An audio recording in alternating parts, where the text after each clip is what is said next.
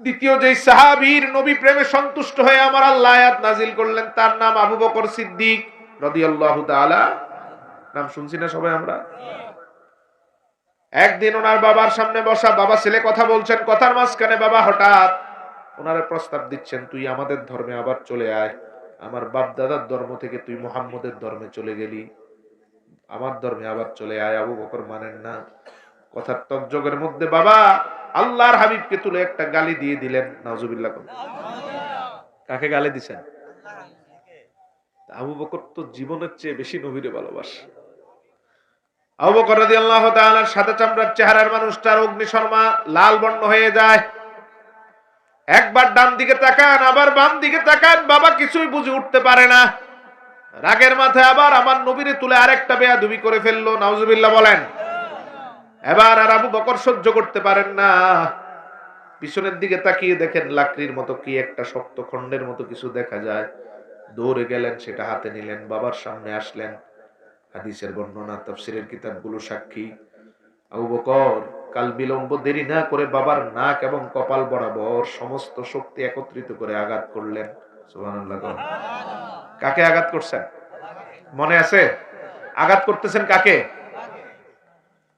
সন্তান তার বাবারে এমন জোরে আঘাত করলেন, নাক এবং কপাল ফেটে ফিনকি দিয়ে রক্ত বের হতে হতে বাবা মাটিতে ডলে পড়তেছেন। কিন্তু এমন ভালোবাসেন, আমার নবীরে পাগলের মতো ভালোবাসেন আবু বকর, যে আমার নবীর বিরুদ্ধে একটা কথা বলেছে, দুইটা কথা বলেছে, আমি আর তার শরীরে স্পর্শ করব না।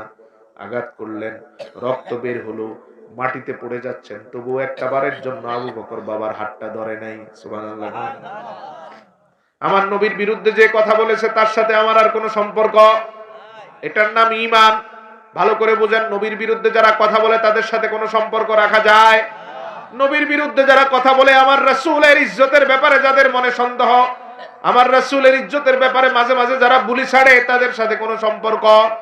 যারা তাদের সাথে সম্পর্ক রাখে তাদের সাথে আমাদের কোনো সম্পর্ক। আসলে আসলে নাকি মাহফিলে কথা কন? তাহলে এই ব্যাপারে স্পষ্ট। ভারতের নুপুর শর্মা নামক কুকুর শর্মার দল বিজেপি। কি দল? জোরে বলেন। ওই বিজেপি যারা ক্ষণে ক্ষণে আমার রাসূলের ইজ্জতের উপর আঘাত হানতে চায়, সেই বিজেপির সাথে আমাদের কোনো সম্পর্ক। আমাদের দেশের যারা বিজেপির গোলামি করে তাদের সাথে আমাদের কোনো সম্পর্ক। যারা সংসদে দাঁড়িয়ে 2টা মিনিট আমার রাসূলের পক্ষে কথা বলতে পারে না, বিজেপির নেতার নিন্দা করতে পারে না, ওই রকম বর্ণচোরাদের সাথে আমাদের কোনো সম্পর্ক। এই রকম বর্ণচোরারা আসলে আমরা তাদের পিছনে ছুটবো। মনে থাকবে? রাসূলের জন্য ঈমানটা একটু দেখায়। এই বর্ণচোরারা সংসদে দাঁড়িয়ে 2টা মিনিট রাসূলের পক্ষে কথা বলতে পারে, একটা নিন্দা প্রস্তাব করতে পারে না। ভারতের দাদা বাবুরা রাগ হয়ে যাবে, সংসদ হারিয়ে যেতে পারে, ওই আসনের টিকিট না পেতে পারে, এজন্য একটা সাংসদও কথা বলে নাই। অতএব তোমরা আবার আমাদের কাছে আসতে বুঝে শুনে আইছো, ঠিক কিনা বলেন? কারণ সবকিছুর সাথে আপোষ চলবে। আমার নবীর ভালোবাসা এবং ঈমানের সাথে আপোষ করা যায় না। আপোষ করলে বেঈমান হয়ে তো জাহান্নামে চলে যেতে হবে, ঠিক কিনা বলেন? তা আমরা জীবন দিতে পারি, তবুও জাহান্নামের রাস্তায় যেতে পারি না। জীবন দিতে পারি, রাসূলের ভালোবাসাকে ছাড়তে পারি না। এই জায়গা থেকে এটা বুঝেন ভালো করে। আবু বকর কি করছে? আপন বাবার সাথে এমনটা করছেন, আর আপনি আপনার দলের সাথে করতে পারবেন না, দলের নেতার সাথে করতে পারবেন না। আবু বকর সিদ্দিক রাদিয়াল্লাহু তাআলা নিজের বাবারেও ছাড় দেন নাই। আঘাত করলেন, একটা বার তাকিয়েও দেখেন নাই, অন্যদিকে ফিরে চলে গেলেন। দূর থেকে 2 জন দেখলো আবু কুহাফাকে আক্রমণ করা হয়েছে, দৌড়ে আসলেন, আবু কুহাফার মাথায় ব্যান্ডেজ করালেন, রক্ত বন্ধ করালেন, পানি ছিটিয়ে হুঁশ ফিরালেন। হুঁশ ফিরিয়ে বললেন, আপনার শরীরে তো রক্তক্ষরণের কারণে শক্তি নেই, চলেন আমরা 2 জনের কাঁধে ভর দিয়ে দিয়ে আপনার বাড়ি পৌঁছাই। আবু কুহাফা বললেন, না আমি বাড়ি যাব না, আমারে কষ্ট করে 2 জনে ধরে মুহাম্মদের কাছে নিয়ে চলো। আবু কুহাফা কাফের বেঈমান, ওই 2 জন ধরে রাসূলুল্লাহর দরবারে আনলেন। নবীজি দেখে কষ্ট পেলেন, জিজ্ঞাসা করলেন, কে এমনটা করেছে আপনার সাথে? আবু কুহাফা জবাব দেন, আমি আসছি বিচার দেওয়ার জন্য। আমার ছেলে সন্তান, আমার সন্তান আবু বকর কখনো আমার সাথে বেয়াদবি করে নাই, কিন্তু যখনই আপনার সাথে উঠা বসা শুরু করলো তখন ছেলেটা আস্তা বড় একটা বেয়াদব হয়ে গেছে। নাউজুবিল্লাহ। ওই বেয়াদব ছেলে এমন বেয়াদব আমারে আঘাত করলো, আমার চোখের সামনে রক্ত বের হচ্ছে তবুও ধরে নাই। রক্তক্ষরণ হতে হতে আমি মাটিতে লুটিয়ে পড়লাম, অজ্ঞান হয়ে গেলাম, একটা বারের জন্য আমারে ধরে নাই, অন্যদিকে ফিরে চলে গেল। এত বড় বেয়াদব তো আমার সন্তান ছিল না, আপনার সাথে চলার কারণে বেয়াদব হয়েছে। এখন আমি আমার সন্তানের জন্য বিচার চাইতে এসেছি। নবীজিও সামান্য কষ্ট পেলেন, দুইজন সাহাবীরে পাঠিয়ে দিলেন, যাও আবু বকরকে নিয়ে আসো।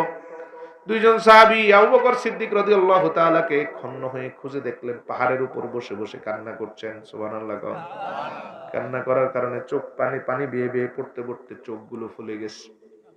আবু বকরের চিন্তা কি দেখেন, আবু বকরের চিন্তা হলো আমার নবীকে নিয়ে কেউ বাজে মন্তব্য করলে তাকে উপযুক্ত এবং সবচেয়ে উপযুক্ত শাস্তিটা দিতে হয়। কি শাস্তি? মান সাব্বা নাবিয়ান ফাকতুলু। আমার রাসূলের ফয়সালা হচ্ছে কেউ যদি নবীজিরে তুলে সম্মান তুলে গালি দেয়, আমার রাসূলকে তুলে অপমন্তব্য করে, তার একমাত্র শাস্তি হচ্ছে মৃত্যুদণ্ড। একমাত্র শাস্তি কি? দুনিয়ার সব মানুষের ক্ষমা আছে, রাসূলকে নিয়ে বেয়াদবি করা কোনো ব্যক্তির কোনো ক্ষমা, এটা ক্ষমা চাইলেও ক্ষমা হবে না, ক্ষমা চাইলেও মৃত্যুদণ্ড, ক্ষমা না চাইলেও মৃত্যুদণ্ড। মুসলিমের বর্ণনা, এক রাতে এক অন্ধ সাহাবীর এক খাদেমা ছিল, অন্ধ সাহাবীকে সহযোগিতা করার জন্য। এই অন্ধ সাহাবী একটা পর্যায়ে ওই খাদেমা নবীজিকে তুলে একটা বাজে কথা বলে ফেললো, নাউজুবিল্লাহ বল। তো নিয়ম তো কোনো অপরাধ করলে নিয়ে আসবে নবীর কাছে। ওই সাহাবী রাসূলকে নিয়ে বাজে কথা বলার পর আর কাল বিলম্ব করেন নাই, নিজের খাপ থেকে খঞ্জরটা বের করে ওই মহিলা খাদেমার বুকে ছুরি মারে রক্তক্ষরণের মাধ্যমে তার মৃত্যু নিশ্চিত করলেন।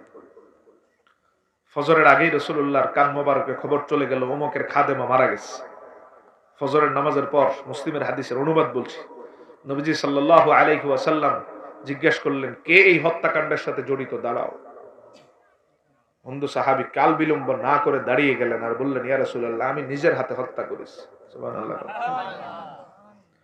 আল্লাহর হাবিব সাল্লাল্লাহু আলাইহি সাল্লাম জিজ্ঞেস করলেন, তুমি নিজের হাতে হত্যা করেছো, তার মানে তোমার কিসাস? সাহাবী বললেন, ইয়া রাসূলুল্লাহ, আমি হাসি মুখে বরণ করতে রাজি, কেননা ওই জায়গায় তারে হত্যা করা ছাড়া আমার আর কোনো উপায় ছিল না। সাহাবী বিস্তারিত বর্ণনা নবীর কাছে বললেন, ইয়া রাসূলুল্লাহ, যখন আপনারে নিয়ে একটা বাজে মন্তব্য করলো, আমার ঈমান তখন আমারে তাৎক্ষণিক ফয়সালা দিয়েছে, নবীকে নিয়ে কেউ বাজে মন্তব্য করলে সাথে সাথে অ্যাকশনে যাওয়ার নাম ঈমান। সুবহানাল্লাহ। যেমন আবু বকর দেরি করে নাই, তাৎক্ষণিক আঘাত করে কপালটা ফাটিয়ে দিলেন। নবীজিকে আবার সাহাবী বলেন, ইয়া রাসূলুল্লাহ, এবার যদি আমার যা কিছু হয়, আমার কিসাস হয়, আমার গর্দানটা উড়িয়ে নেওয়া হয়, আমার বিন্দু মাত্র কোনো কষ্ট নাই, হাসি মুখে দিতে প্রস্তুত। সুবহানাল্লাহ। বরং নবীজি ভিন্ন ফয়সালা দিলেন। নবীজি দাঁড়িয়ে বললেন, শুধু তুমি নয়, কিয়ামত পর্যন্ত কেউ যদি আমার ইজ্জতের পক্ষে এমন দাঁড়িয়ে যায়, ওই ব্যক্তির জন্য তার রক্তকে আমি রাসূল হালাল ঘোষণা করলাম। তো দেখেন, ইসলাম সব বিচারের জন্য যেখানে কাজী রাষ্ট্র অন্যদের দিকে আপনারে পাঠায়, একটা জায়গায় ইসলাম আপনারে কোনো দিকে পাঠায় না। যেহেতু ঈমান মানি আমার রাসূল, এজন্য আমার নবীর নিয়ে কেউ বাজে মন্তব্য করলে সাথে সাথে প্রতিরোধ এবং প্রতিবাদে ফেটে পড়ার নাম ঈমান, ঘরে বসে থাকার নাম ঈমান। আবু বকর সিদ্দিক রাদিয়াল্লাহু তাআলা দুইজন সাহাবী ডেকে নিয়ে আসলেন। চোখ ফুলিয়ে ফেলা আবু বকরকে নবীজি বলেন, আবু বকর, তুমি কি নিজের হাতে তোমার বাবার এমনটা করেছো? তুমি কি জানো না ইসলাম বাবা মার ব্যাপারে কত কঠিন? ইসলাম বারবার বলেছে, একটা ধমক মা বাবারে গোটা জীবনে দিও না, ওয়াকুল্লাহুমা কাওলান কারীমা, বরং সবচেয়ে কোমল ভাষায় মা বাবার সাথে কথা বলো। ইসলাম শিখিয়ে দেয় মা বাবার সাউন্ডের উপরে তোমার সাউন্ড যাতে না হয়, আরো নিচু হয়, এই ব্যাপারে খেয়াল রাখ। ইসলাম শিখাও সাহিবহুমা ফিদ দুনিয়া মারুফা, মা বাবা যাই করুক তুমি তোমার জায়গা থেকে শুধু একটা কাজ করতে পারবা। কয়টা কাজ তুমি করতে পারবা? কয়টা কাজ? ও সাহিবহুমা ফিদ দুনিয়া মারুফা, তুমি শুধু সৎ ব্যবহার আর সদাচরণ করতে পারবে, এর বাহিরে না। মা তোমারে গালি দিলেও সদাচরণ, মা তোমারে মারলেও তুমি সদাচরণ করতে হবে, মা তোমারে বকা দিলেও সদাচরণ করতে হবে, মা তোমারে পিটালেও সদাচরণ, ঘর থেকে বের করে দিলেও সদাচরণ, বাবা তোমারে সম্পত্তি থেকে যদি বঞ্চিত করে দেয় তবুও কি আচরণ? এর বাহিরে কিছু করা যায় নাকি? এক দমকে দুই দমক কিছু করা যাবে? তো তুমি এমনটা করলে। এবার আবু বকর বলেন, ইয়া রাসূলুল্লাহ, আমি তো আর অন্য কারণে আমার মনটা ভারাক্রান্ত করে রেখেছি, আমি আমার আল্লাহরে ভয় করছি। আপনাকে নিয়ে বাজে মন্তব্য করলো বাবা, এই জন্য আমি দুনিয়ার কোনো কারণে যদি বাবা আজকে আমারে মারতে মারতে রক্তাক্ত করতো, আল্লাহর কসম আমি আমার বাবার চেহারার দিকে তাকিয়েও ন্যূনতম বেয়াদবি করতাম না। এই পর্যন্ত আমি আমার বাবার সাথে একদিনের জন্য, মুহূর্তের জন্য বেয়াদবি করি নাই। আমার দুনিয়ার সম্পৃক্ত কোনো বিষয় যদি এমনটা করতো, আমি কিছুই করতাম না, ধৈর্য ধরতাম। কিন্তু আমি যেই বিষয়টা মেনে নিতে পারি না, বাবা আজকে সেই বিষয়টাই করলো। যখন আপনাকে নিয়ে কথা বললো, আমি তো আপনারে বাবার থেকে নয়, সবকিছুর চেয়ে বেশি ভালোবাসি। যখন আপনাকে নিয়ে মন্তব্য করলো, তখন আর আমি আমার নিজের চুপ রাখতে পারি নাই। আমার সর্বশক্তি আমার এই কথাই শিক্ষা দিয়েছে, যে জবান দিয়ে নবীর বিরুদ্ধে কথা বলা হয়, ওই জবানটারে বন্ধ করে দিতে হবে। আর আস্তে কোন সুবহানাল্লাহ। যে জিহ্বা দিয়ে আমার নবীর বিরুদ্ধে বেয়াদবি করতে হয়, বেয়াদবি করে ওই জিহ্বাকে টেনে খুলে ফেলতে হবে, ঠিক কিনা বলেন? এটার নাম ঈমান। আবু বকর বলেন, ইয়া রাসূলুল্লাহ, আমার তাৎক্ষণিক ঈমান সাই দিয়েছে যে জবান দিয়ে আমার বাবা আপনাকে নিয়ে বাজে মন্তব্য করে, ওই জবানটারে তাৎক্ষণিক বন্ধ করে দেওয়া দরকার। এজন্য আমি মুখ, নাক, কপাল বরাবর জোরে আঘাত করছি, যাতে আরেকটা বেয়াদবি করতে না পারে। সুবহানাল্লাহ।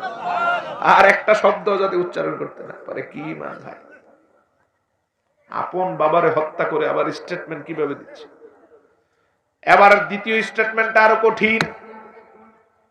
আবু বকর বলেন, ইয়া রাসূলুল্লাহ, আমি তো বড় ভয়ে আছি, আমি তো যথাযথ শায়েস্তা করতে পারি নাই, দুনিয়ার থেকে বিদায় করতে পারি নাই। সুবহানাল্লাহ। উচিত তো ছিল আমার বাবা আপনার নিয়ে বাজে মন্তব্য করেছে, দুনিয়ার থেকে বিদায় করা। ইয়া রাসূলুল্লাহ, আমি অক্ষম ছিলাম, আমি একবার ডানে তাকিয়েছিলাম, আবার বামে তাকিয়েছিলাম। মনে আছে? ডান বামের কথা মনে নাই? ভুলে গেছেন? কষ্ট হইতেছে? একবার কোন দিকে তাকাইছে? ডানে। আবার ইয়া রাসূলুল্লাহ, আমি অনর্থক ডানে বামে তাকাই নাই, আমি তাকাচ্ছিলাম আমার তরবারিটা আমার সাথে নাই, আমি তাকাচ্ছিলাম ডানে বামে কোথাও আছে কিনা। ইয়া রাসূলুল্লাহ, লাউ কানাতিস সাইফু করিবাম মিন্নি লাকাতালতু। আল্লাহর কসম, আল্লাহর কসম, ওই সময়টা যদি, ওই সময়ে লাকড়িটা না পেয়ে যদি তরবারিটা পেতাম, আপনার সাথে বেয়াদবি করার কারণে এতক্ষণ উপরে পাঠায় দিতাম। বাপের সামনে নিয়ে বলতেছে। আল্লাহু আকবার কোন। আবু বকর বলেন, ইয়া রাসূলুল্লাহ, আমার মনটাই বড় ভারাক্রান্ত, আমি চিন্তিত এই বিষয়ে যে আমার আল্লাহ আমারে ক্ষমা করেন কিনা, আমি তো মেরে দিতে পারি নাই। সামনে বলতেছে। আবার তাৎক্ষণিক আমার আল্লাহ জিবরিলে পাঠালেন, আমার নবীর কাছে পাঠিয়ে বলেন, আলাউ কানু আবাকুম আও আবনাআকুম আও ইখওয়ানাকুম আও আশিরাতাকুম উলাইকা কাতাবা ফি কুলুবিহিমুল ঈমান। হাবিব, আল্লাহর হাবিবের কাছে আল্লাহ আয়াত নাজিল করে বলেন, হাবিব সান্ত্বনা দিয়ে দেন আবু বকরের, চিন্তার কোনো কারণ নাই। আবু বকর আপনার পক্ষে যতটুকু করেছে আমি আল্লাহ অ্যাকসেপ্ট করে নিলাম। এইরকম ভালোবাসা কেউ যদি নবীর ব্যাপারে দেখাতে পারে, কিয়ামত পর্যন্ত আমি আল্লাহ ওই বান্দাগুলোরে 5টা নেয়ামত দিব।